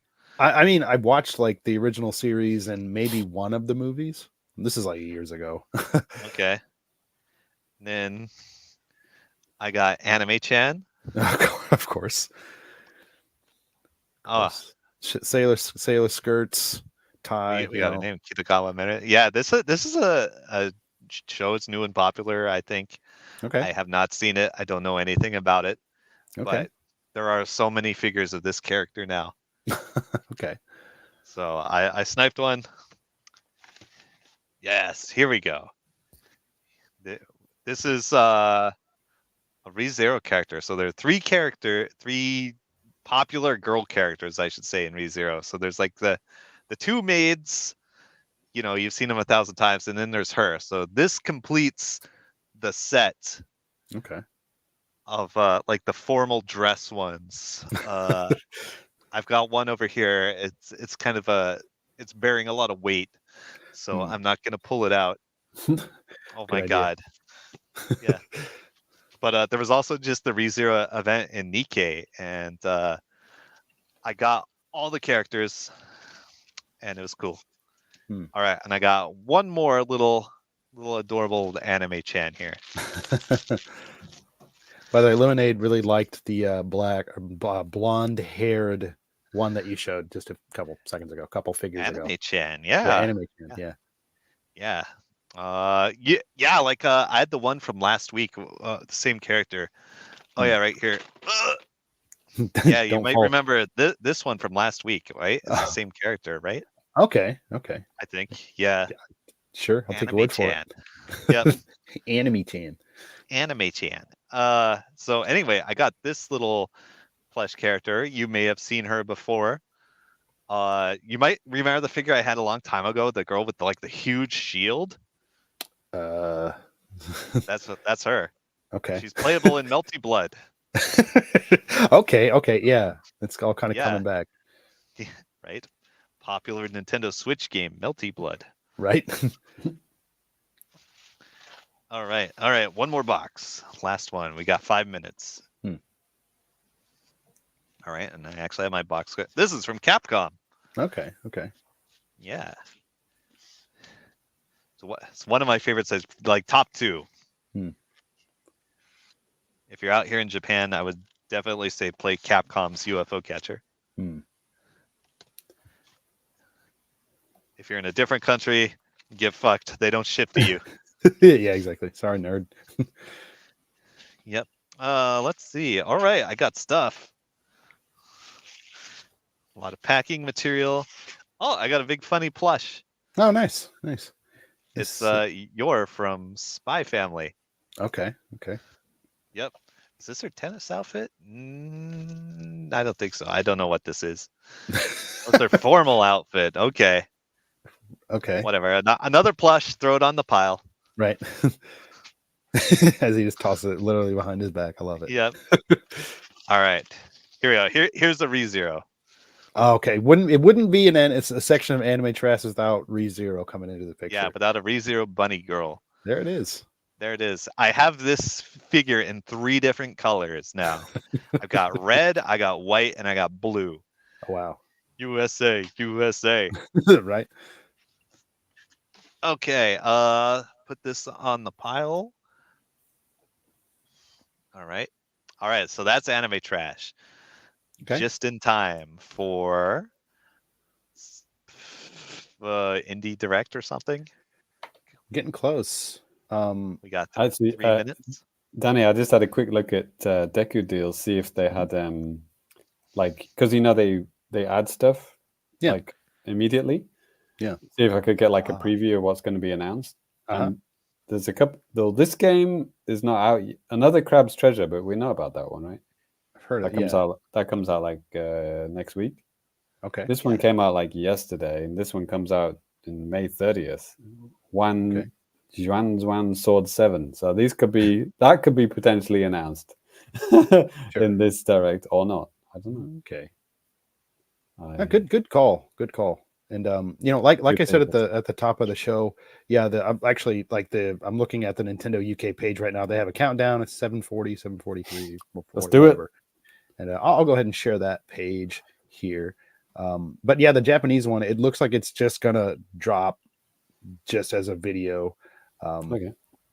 If it's the UK one, then it'll have all the chapters and spoil everything, won't it? Well, actually, they kind of changed the YouTube layout. And I don't know if I like it. Yeah, that's just YouTube itself has done that recently, I think. Yeah, very recently. Yeah. I mean, whatever. But let's say it's some fucking, I don't know, bullshit that no one cares about. We can skip it. Sure. But I mean, this is the Nintendo UK one, so I don't think we can skip it. This is a live broadcast. Oh, it is live? Yes. Oh, yes. okay. So sorry, I was trying to get to that. Yeah, everywhere else outside of Japan is a live broadcast. That's why they have the countdown and all this stuff. Usually the way these work, you can't do it. It's like a premiere, with YouTube. Right. Stuff like that. Also, the Japan one isn't live. It is not live.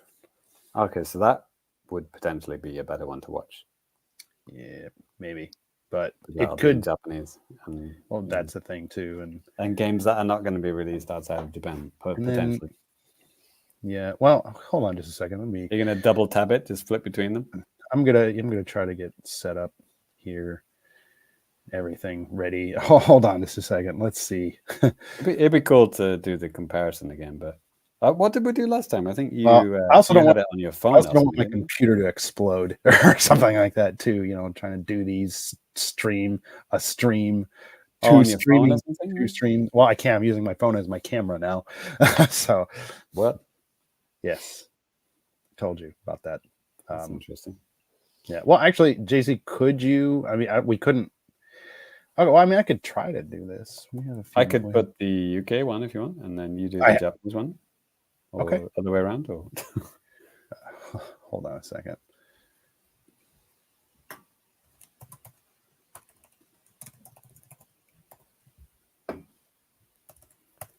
Which one do you want me to do, dude?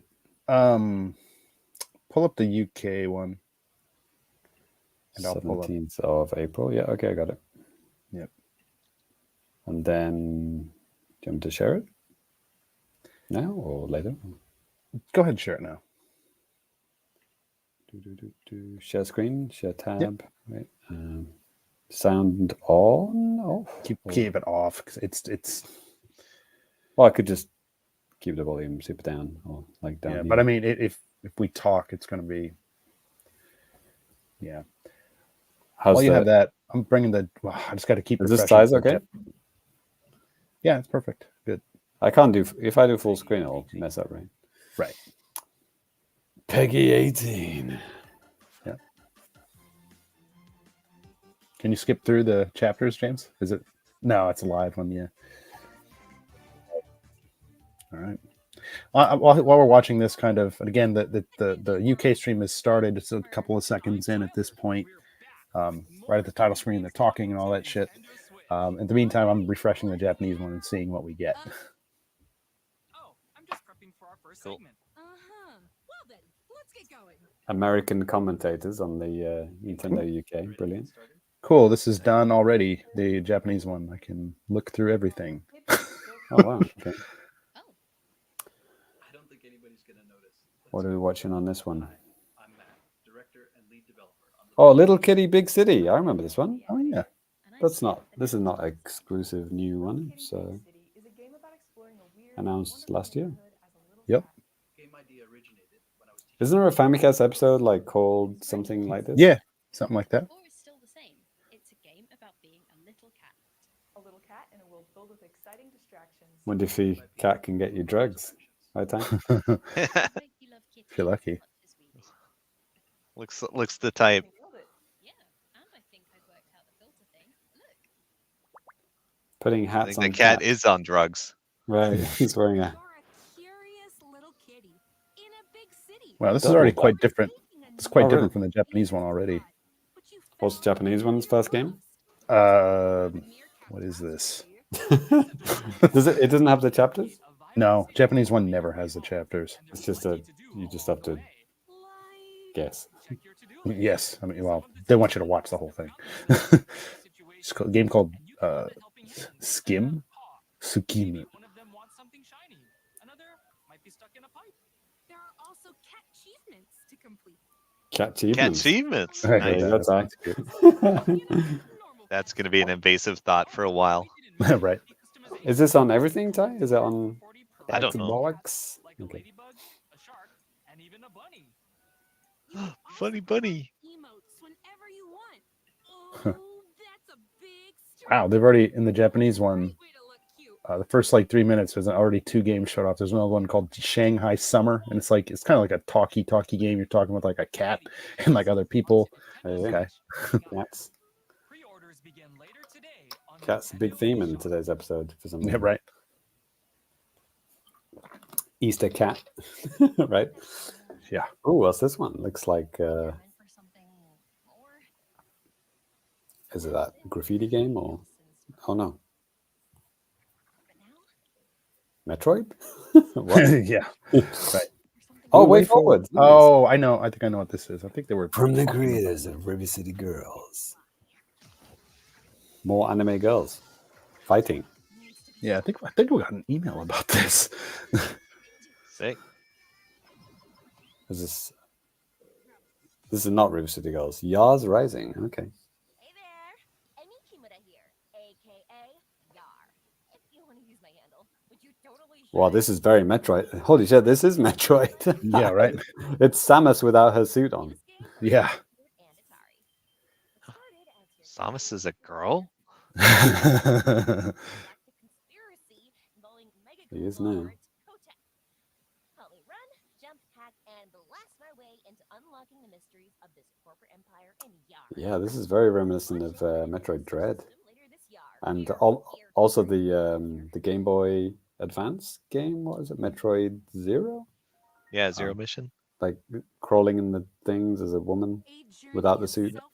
Mhm. Oh, it looks like a Game Boy game.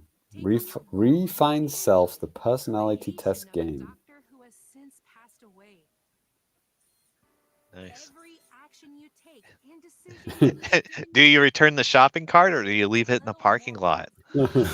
Yes. And there are no right or wrong choices. It's funny because it looks like a Game Boy game, but it's like in widescreen. So it's like Yeah. Right. a HD Game Boy game. Sign me up. At the end of your journey, your personality type will be revealed. with 23 personality Oh, so it's like Disco Elysium. choices in each playthrough. Do you want a video game to tell you what kind of person you are? As a proactive leader, Not really. I can tell you right now. Yeah, I think you're an asshole. override. And if you're curious about Danny just loads up the game and says, "You're an asshole." you like, can no, share your turns it off. choices with each other, The shoe fits. share your choices.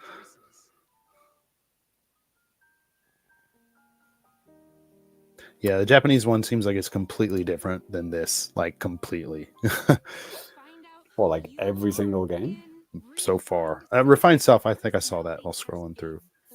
but it's called something else. Or I think it's called just the same. Maybe that has like Okay. maybe it's katakana. I can remember that logo. Unless Okay. I'm just wrong, which is very possible. all right, Spell Garden Games. What are they making? I like that dog. That's a good dog. Yeah. Yeah, we're looking at a real dog in Are you the sure it could be AI generated? developer's studio. So we wanted to make a game where you can experience exactly that for yourself.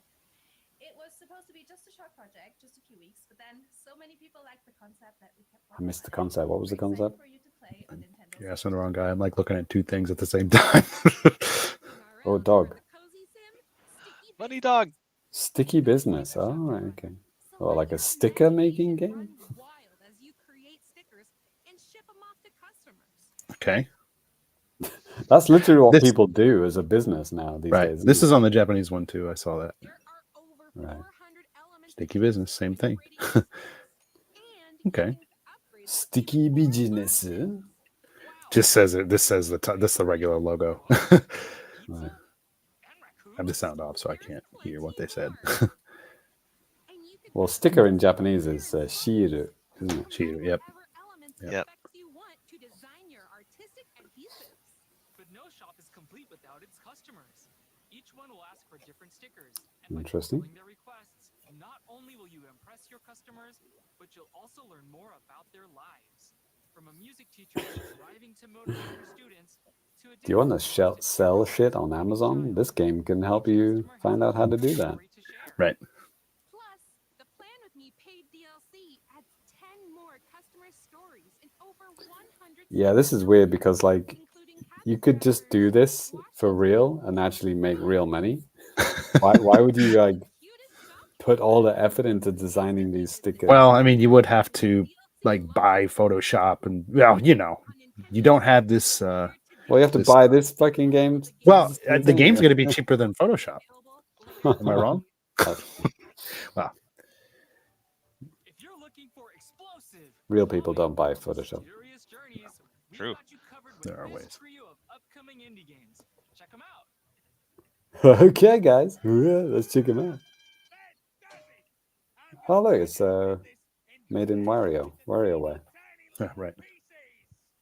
Have a blast in Oh my god, it is Wario. the devil He's like himself, shoulder barging through stuff. Spirit Collection, and Huh. you're on a rampage to get it back. Wield the mighty hand. Somebody really likes Wow, Wario it's Land. Pizza Tower. Or What the hell is massive this? bass as fast and beat up brutish bosses. Smash up levels like concrete jungles and slimy sewers to alter their paths and find new areas to explore. Well, yeah, the art style is on point. Very interesting. Right. It's like a hyper stylized Game Boy Advance WarioWare game. Get ready for a destructively good time in Anton Blast, launching as a timed console exclusive. What's it called? Anton Blast? November 12th. What do you say? A demo will be available later today. Oh, it's a demo. Okay, check that out. Demo later today. Okay, wild. Riveting first-person adventure awaits. Oh, they didn't put the title of the game at all. They might have did it at the beginning, like right now. Valley Yeah, Peaks. That's bad. To scale the mountains, setting up radio towers so the locals can happily reconnect with the world. But with boulders, spikes, and other hazards in your way, the trek to the summits won't be easy. If you need a hiking hiatus, there's still plenty to do. Interesting. It's like a first-person mountain climbing game. What is it? Fill out stamp cards for equipment unlocks to help make climbing easier. Binoculars unlocked. Relax with mini games. Plan your trip to Speed bump minigame. when it leaps onto Right. Nintendo Switch this year. You should always put the game title at the beginning and end of each Yeah, trailer. I agree. It's ridiculous not to do that. Wow. From the creators of You Walk. Jeez, the Japanese thing that they're showing right now, it's actually kind of neat, but like, man, they've been showing it for a long time. Can you skip it? I can. I'm just looking to see what this stuff is. Huh, this looks like Alone in the Dark, like the classic horror adventure game, Alone in the Dark.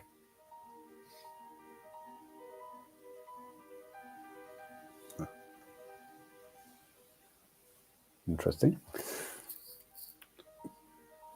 Weird puzzles and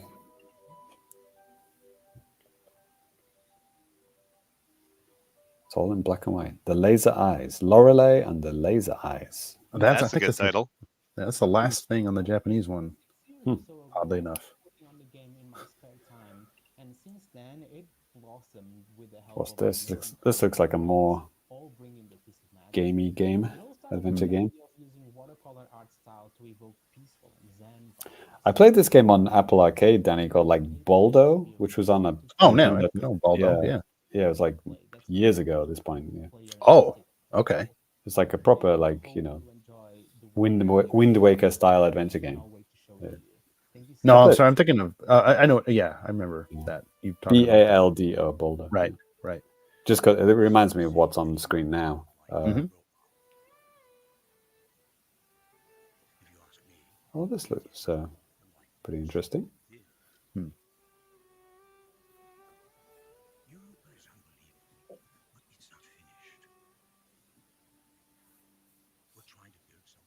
It's like if somebody tried to make Breath of the Wild, but with a fraction of the budget.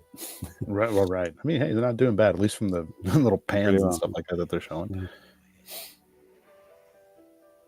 Oh, okay. He's jumping and floating and flying. Okay, that's cool. Whoa.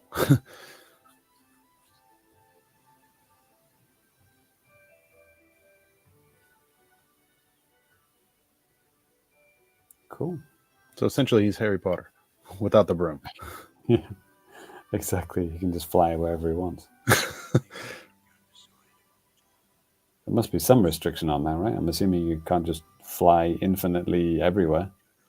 Right. There has to be. Well, it doesn't have to be, but there probably is.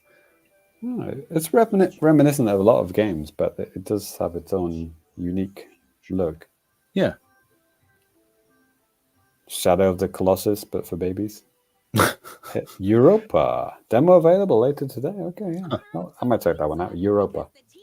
Oh, Turtles. Danny, this is the Apple Arcade The game thing, that I've been yeah. playing. Yeah. Dude, I just re-upped one of my Apple things, and they're like, you want Apple Arcade? I was like, nah. They're like, you get 3 months for free, and I'm like, nah. They're like, you will never get this deal again. I was like, okay. Okay. Yeah, Ty, I've been playing this game for about 2 months. Like, It's different than I thought it would be. Yeah, it's fun. Like, you can kind of upgrade yourself and get extra moves and stuff. It's fully voiced. Like, it's got like you know, lots of voice samples, and Donnie's attacks have more range, but Wrath has a higher chance of healing. it reminds me a lot of Hades as well, Danny. Like Uh-huh. the dodging, you're constantly just dodging out of the way, dodge, attack, dodge, attack. It's like, yeah, very Hades like. Okay. Because these powers reset when a run ends. More customization options await back at your sewer home, where you can spend in-game currency Yeah, earned on your and you go back to your rewards sewer for permanent upgrades base called after each Hmm. stage and kind of upgrade yourself and talk to April O'Neil and stuff. Okay. Okay. Enjoy exploring iconic locations solo or jump online with up to 3 bodacious buds in co-op play. Your team of turtles can Yeah, it'd be fun in co-op, I think. Yeah, dude, I don't know why. I just assumed this was like a 2D like side-scrolling type of thing, but no, totally not. Top down. Okay. It looks like those old Marvel games. Yeah. What are they called? Ultimate Alliance. Yeah, Marvel Ultimate Alliance. That's what it looks like to me. Yeah. What was this? Cat Quest or something? Cat is. Quest. Yeah, Cat Quest. That's literally. A lot. Cat Quest. Quest 3. Cat Quest 3. There we go. Okay. Yeah. I played Cat Quest 2, I think. I have never played. The graphics are a lot better in this one. Sure. Yeah. They've definitely improved the visuals. Lemonade's a huge fan. He said, "Hey, Cat Quest is great." Yeah, I was trying to think, who is it? Is it Lemonade? It was one of my buddies back in America that like is really into that series. Oh, you got a ship now. More cats as well. A cat-heavy episode today. Right? Yeah. More cats.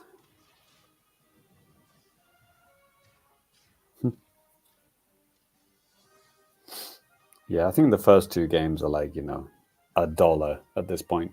Like, you can buy both of them for not very much. Sure.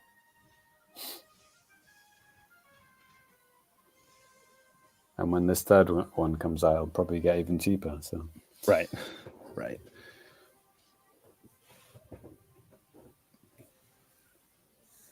August 8th, 8/8/24. Okay. Ooh.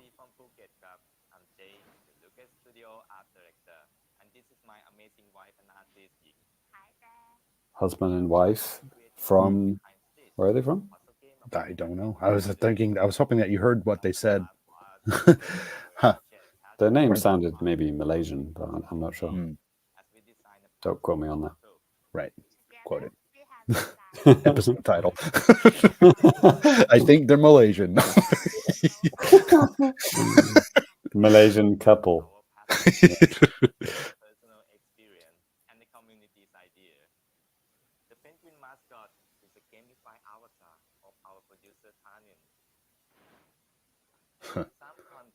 Leica Studios. I've heard Leica Studios before.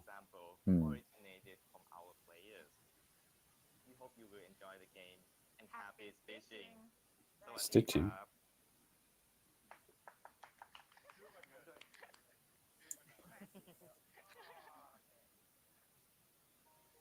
Here's the nitty-gritty on this cozy game. Okay. Puzzles called hoops. Wow. Okay. Yeah. Not for. I Random. thought it was for. Yeah, that's for this coming video, right? That one. Okay. Any overlaps. Yeah, this is one of those directs where they chat to the developers and then show the trailer. Right. It's kind of like, wait, what? Yeah. Okay. Yeah. Already there is one. You're right. They always like to tell a story like, I have a cat, and one day I thought, why not make a game about a cat? Yeah. There is one from the Japanese direct that I want to show you guys when this is finished up. It's something that I've heard people talking about, but yeah, right now, what's it? Stitch up, Stitching, whatever. Stitching. So Okay. we had a game about making stickers, and now a game about stitching stuff. Brilliant. Teddy bears and stuff. Teddy bears, baby chicks. Again, just make it for real and sell it and get real money. Why would you? Well, I mean, then again, about this? dude, it's a hell of a lot easier to stitch on the Switch than it would be in real life. That's like a fucking skill that you would have to build up.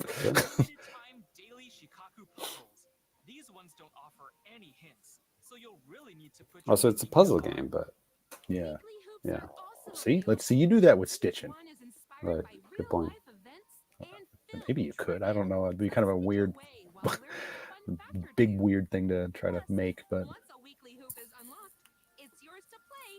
Very, very photorealistic and but cute at the same time. Stitch. Like Yoshi's Woolly World, right? Right. Stitch. Let's take a quick look at a few more indie games heading to Nintendo Switch. Oh, we're doing a quick cut trailer. Right. Bzzzt. Bzzzt. Brilliant. Okay. Ooh, All right. that's interesting. Cool. It's like a shooters. Yeah, it's like a shmup, but also a platformer. Interesting. This game right here, Skim or whatever, that was in the Japanese one. It was like kicked off the whole deal. That's still cool art style. That looks really cool. nice. Yeah. Oh wow, that's really nice. I like that style. Just Animal Well. black outlines here. Animal Well. I think I've played this somehow. Why have I not Apple Arcade. this? Maybe. Duck Detective, the Secret Salami. That's a good title. Yeah. Right. I've seen this one maybe on a direct before. I The remember sequel that. to Goose Game, whatever. Yes, that's it. That's what it was. Another card. Yay, there it is. We just looked at that on Deca Deals. Yep. Yeah. It was already available before the direct. So.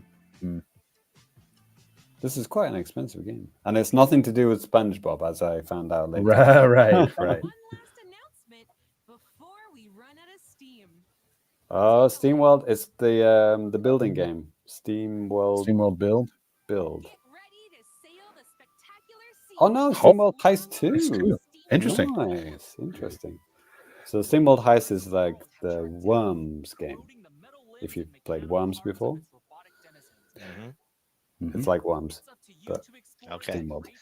And discover why this once essential resource has become a nautical nightmare. Guide your ragtag Great music. They have like a fully voiced music, like in character music. Like it's really cool. This time around, you can explore the world map and Oh, engage okay. You can explore the world map. You couldn't do that in the other one. Okay. It was just like you just go stage to stage, just on a line. Right. You can even befriend Steam bots along the way, recruit them to your cause, and embark on an epic voyage together. As you get to know more bots, you'll learn how your actions impact their lives. Plus, with the new job Graphics are definitely an improvement as well. along with over 100 Not that the first game was bad. It's just like this has Right. nicer lighting and stuff. you can strategically craft your crew to best fit the mission at hand. But it's very satisfying to kind of line up shots and like deflect the bullets off walls and stuff and hit somebody from around the corner. Crewmate also has unique abilities that can be unlocked. Of course, you can also steal and wear your enemy's hats. So Depending on the weapon, like the laser sight comes up and you can like kind of aim it. to bits when SteamWorld Heist 2, Ricochet Oh, that's also August 8th. There was another game that was August 8th earlier today. Right. That's all for today's Indie World. We hope you enjoyed the games in today's showcase. A big thank you as always to our indie community and partners for bringing their experiences to Nintendo Switch. Until next time, happy gaming! Hey, thanks. Okay. Well, there was one. Okay, I'll close mine, Danny. You can share. Yeah. Hold on. There you go. Exactly. Okay. Well, there's actually two things that I wanted to show from the Japanese one. One that was, unless it just came on the North American or European one, and I just totally missed it because I was looking at the Japanese one or whatever. But there's a game that's actually it looks like it plays kind of like a more modern version of Ice Climbers, actually, in a good way. Famously not fun NES game. Brilliant. Right. Oh no, So, this like, wasn't on. No, This you're was right. not okay. You're good, Danny. You're good. Okay, but yeah, I mean, it looks pretty cool. Like these little penguins, and you're going around, I guess, trying to get up as high as you possibly can. You're linked together with like a rope, which I think has some kind of weight. Sometimes it can, like, you could kind of help your other little buddy out or something like that. One person controls both of them, right? I'm not.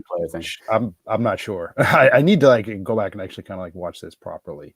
But yeah, There's another indie game called like Chariot something, which I actually own because I got it for like $2 or something. I think it's just called Chariot. Something. Yeah, I have that game. Chariot Is it just?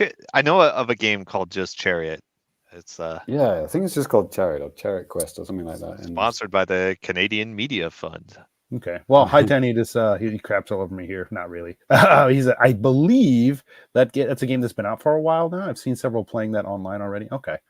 Well, there's that.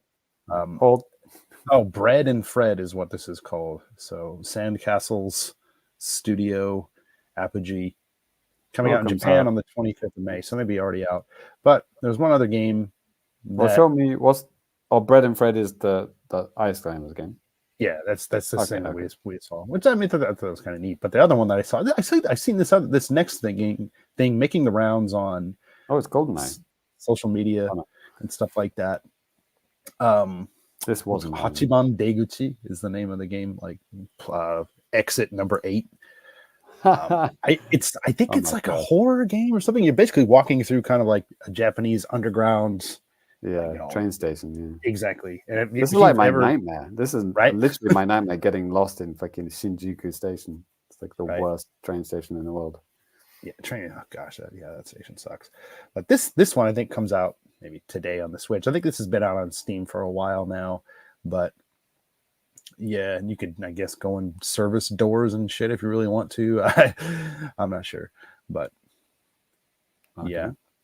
It's like PT. It's like it's a loop. Maybe. I'm not sure. It's not a very expensive game from what I remember. It should be coming up here with the price here soon. Yeah, but anyway, yeah, some kind of horror type of things a little bit, I guess, too. They're trying really hard not to show you any of the actual scary stuff, right? And Playism, this is out today. 470 yen download only. 470 yen. So like that's like $3 like USD right now, pretty cheap. But wild. Yeah. Anyway, I don't know. I mean, aside from maybe a couple of things, really nothing stood out. There are a couple of good ones in there. Yeah. I mean, when the Switch first came out, like having these type of things was, I think, an absolute must because there weren't that many games on the platform, and then that there was a lot of room for indies and stuff like that to grow. So I think it was a good opportunity. But like now, there are so many games coming out like every week. It's ridiculous. You can really just lose track of stuff. Even if you see something like awesome, like that you saw like this, indie showcase, if it comes out in like a couple of months, man, it just might get lost because you might forget about it, or it just might get pushed back by something else.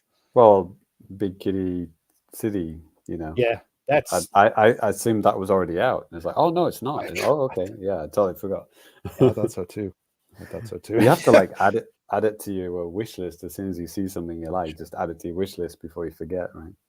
I think Mike kind of puts it about a good way here in the chat. Metal Mike said, "Yeah, another great bunch of games I'll never play." And, yeah, I mean, because that does look like there are some pretty cool ones in there, but it's like, man, I already got a lot of stuff to play. Is what's it called? Humble Bundle. Ty, maybe you know this. Like, is it still a thing? I think so. Yeah, I think they got bought by another company, and it sucks now. Okay. Yeah, I just remember hearing a lot more about Humble Bundle, like during the last generation. Like, it used to be awesome. Like you get ridiculous amounts of video games for almost nothing. Right. It's like 35 amazing indie games for $7. Like, and it goes towards a good cause as well. Yeah. And it's like, yes, please. And I haven't had anything for like years. It's like really weird. Yeah, because I'm pretty sure that's what happened. They got bought by somebody who sucks. Yeah, because I think the Switch would really benefit from something like that. Like if like a whole bunch of indie studios could just do a collaboration. It's like, okay, let's just put all our games together in one thing and sell it for $20 or something. That would be cool. Yeah. Because then usually you get like 2 games that and then you get like a whole bunch that you don't know, but actually turn out to be really good. You know, that was why Humble Bundle was so cool. Yeah. I did it once, and that was on the Wii U. Like, whatever, fucking 10 years ago. Man, like I couldn't, man, I'm not complaining, but like having the Japanese version of the system, it's kind of was very different. It was weird back then for like demos and like anything cool, like sale wise and stuff like that. Yeah, and nothing went on sale. Well, yeah, you did pay more for games on the Japanese Wii U, and you didn't get as many indie games, and you didn't get any demos. And you didn't get any Humble Bundle deals. But on the good side, actually, I don't have any good points. On the good side, we got the Wii U port of Yakuza 1 and 2. There you go. Honestly, honestly, it was Case a really closed. it was a good port, and then it just it failed so hard because nobody cared. But well, at least you got to talk to the director and tell him your feelings. Best friends, man. Like I said, those blinding white teeth, that beautiful girl on his shoulder. What a guy! He knew he didn't want anything to do with me. But and then he stabbed you. He stabbed me. Yeah. All right. Well, that's it for the indie showcase. And actually, I think that's going to pretty much do it for the show. Had a couple of things for feedback. Like I said before, it was just like something I really wanted to focus on. Some comments from the something that the Patreons had watched. I'll just kind of leave it at that. There's a fun like travel video, and there's a fun payoff at the end. Like a doll. I'll leave it at that. If you know, you know. If you don't know, you don't know. Anyways, before we close out the show, a couple of different things. Ty, there's an event coming up, a big event, a big Japanese event. What is that? Word? And when is it? It's gonna be Evo Japan. It's gonna be on the first weekend of Golden Week. So that's it's gonna start on Saturday the 27th, run for 3 days. So yeah, there's definitely going to be lots of fighting game tournaments, side tournaments, some funny goods. There's like there's like Sesame Street collaboration goods. Yes, you can get like a shirt with like Elmo and Cookie Monster, like with their fight sticks out. It's amazing. Oh, okay, that's cool. I thought you said getting Evo across Sesame Street. Yeah. Yeah, that's random. So there are going to be fighting game related announcements almost certainly, right? So keep your eyes on that. Cool. Cool. Are you going, or you just gonna catch stuff from home, or I'm going. Awesome, man. Awesome. Yeah, well, I'm looking forward to chatting about that on the next episode of the show, because it's fucking Evo. That's cool. James, what tournaments have you entered in, James? Yeah, I'm gonna try for Ranma again, see if I can do any better. Yeah, didn't you place third? Like Ty didn't even get like top 50 or something. Never heard of that game. Yeah, I played the guy who won, and I won, so that makes me the winner. Yeah, he was James was just practicing though. It's just he just let the other guy do it. Okay. Yeah, I'm kidding, Ty. Hell, no, seriously, if you haven't watched that, like we have an Evo 2018 video, like Ty's journey. Holy shit! And then you can see like just the live stuff. Ty is a fucking man. Like you need to check it out if you haven't. But it's cool. Anyway, I made that video. It was good times. Yeah, he did. He did. Cool. Well, and then just a couple of one little bookkeeping thing here as well. The next episode of the show is not going to be 2 weeks from today. The next episode of the show is going to be on Wednesday, May 8th, or that'll be Friday, May 10th for the audio listeners out there. There's like 5 Wednesdays in May, and something, occasionally this type of stuff pops up, and this is how we kind of deal with it. But also will give us a kind of a little bit of a break for Golden Week to spend with families or fighting games and whatever, Right. So 268 is on the 8th of May. Yep, that's right. All right. Well, before we leave, we're going to go ahead and give you guys out our social media handles. If I'll put us in the order that I have this listed here. If you want to find me on any social media, you can find me on at DannyBiv, DANNYBIV, Mr. Cat Drugs. Where can we find you? Super Cat Drugs on everything. JC, where can we find you on Blue Sky? Thank you very much. Thank you for saying that. Family Complicated. Yeah, on everything except Twitter. Mhm. Delete Twitter from your phone right now. You're welcome. Okay. There it is. See, Ty listens. It's gone. All right. Well, yeah, it's that's it for the show. Thank you guys for tuning in. I hope you guys had a good time listening and all that. It's another fun one to record. Yeah, play some games. Have a good Golden Week, even if you don't, respect or celebrate the holiday. Let's get golden. Let's get golden, baby. Let's get golden. And, that's a classic Famicast title. There you go. It is. Yeah, and we will catch you guys next time. Boys, peace. Late.